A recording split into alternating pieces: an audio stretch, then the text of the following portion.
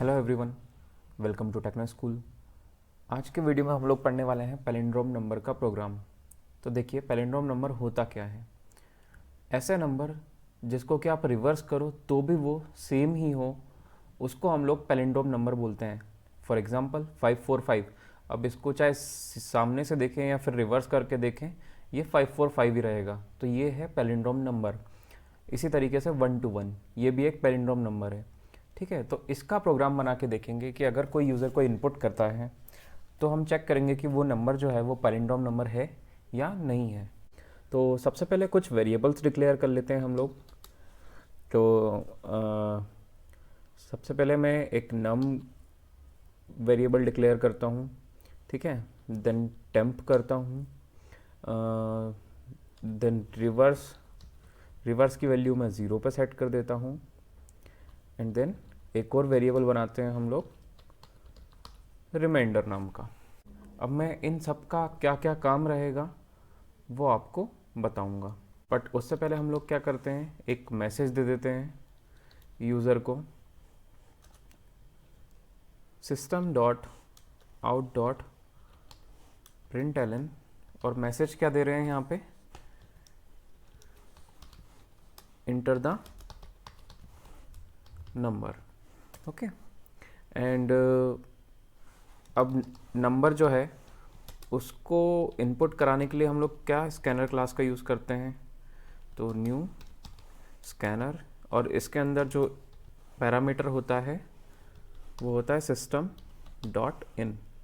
ठीक है, अब नम के अंदर हम लोग जो भी यूज़र इनपुट करेगा उसको स्टोर करा लेते हैं। तो scanner.next int। अब मैं टेम्प के अंदर भी नम की वैल्यू ही स्टोर करता हूँ। ऐसा क्यों कर रहे हैं हम, क्योंकि हम जो नम है इसके ऊपर वाइल लूप चलाएंगे तो इसकी वैल्यू कंटिन्यूसली चेंज होती रहेगी। तो हमारा जो ओरिजिनल नंबर है वो हम लोग इसी वजह से टेम्प में स्टोर करके रखेंगे। ठीक है, रिवर्स में हम लोग रिवर्स हो रही है वो वैल्यू स्टोर कराएंगे और रिमाइंडर में रिमाइंडर रखेंगे। अब देखिए कैसे ये प्रोग्राम काम करेगा। तो हम वाइल लूप चलाएंगे। वाइल लूप कब तक चलाएंगे, जब तक कि नंबर की वैल्यू ग्रेटर देन 0 रहेगी। अब सबसे पहले यहाँ पे रिमाइंडर कैलकुलेट करेंगे। Remainder equal to num modulus 10। अब हमने यहाँ पे 10 से ही डिवाइड क्यों किया है, बिकॉज हमें 1 by 1 नंबर्स निकालने हैं।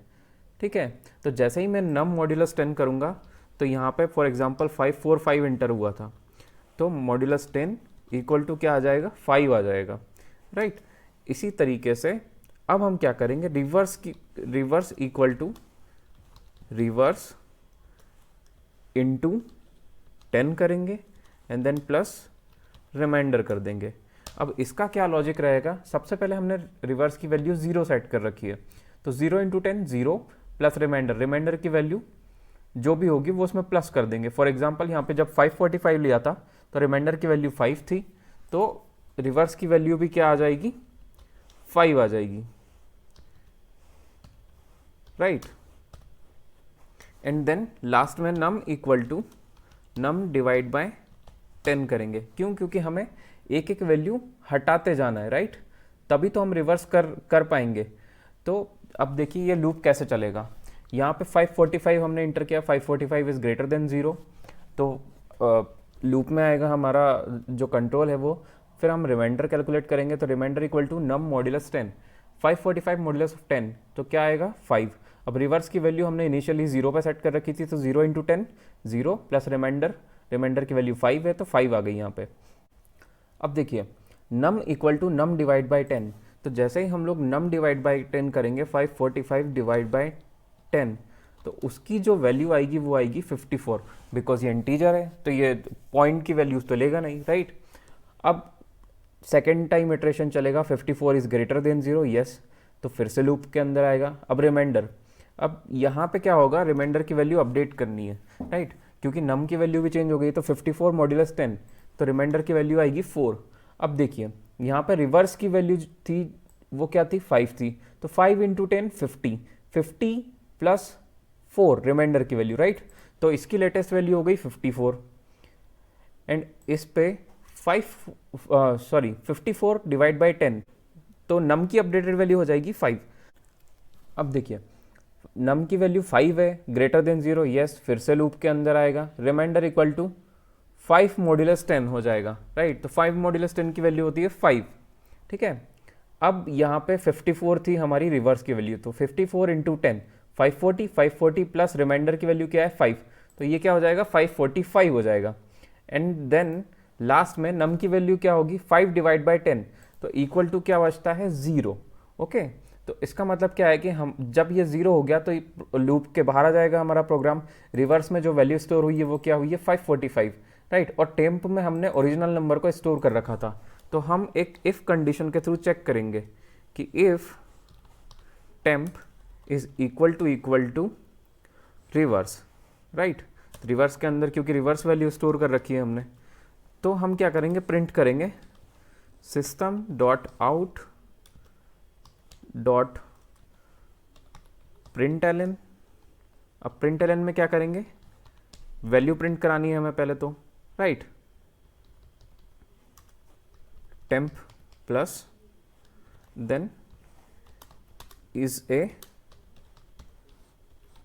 पैलिंड्रोम नंबर, ठीक है। तो अगर दोनों वैल्यू इक्वल है मतलब कि वो पैलिंड्रोम नंबर है, अगर नहीं है तो हम इसे क्या करेंगे एल्स कंडीशन में लिखेंगे। अगर दोनों वैल्यूज इक्वल नहीं आती है तो क्या होगा, तो एल्स देन हम प्रिंट करेंगे कि temp is not a palindrome number, ठीक है। अब मैं ये प्रोग्राम आपको चला के दिखाता हूँ। अब देखिए हमारे पास मैसेज आया इंटर द नंबर, मैं इंटर करता हूँ 545 जो कि एक पैलिंड्रोम नंबर है, तो हमारा आउटपुट क्या आना चाहिए 545 is a palindrome number, right. मैं फिर से चलाता हूँ, इस बार हम इनपुट देंगे कोई नॉन पैलिंड्रोम नंबर जो कि पैलिंड्रोम नंबर नहीं है, राइट। 125 जो कि पैलिंड्रोम नंबर नहीं है, तो अब क्या आउटपुट आना चाहिए 125 is not a palindrome number. तो इस तरीके से ये हमारा प्रोग्राम चलेगा।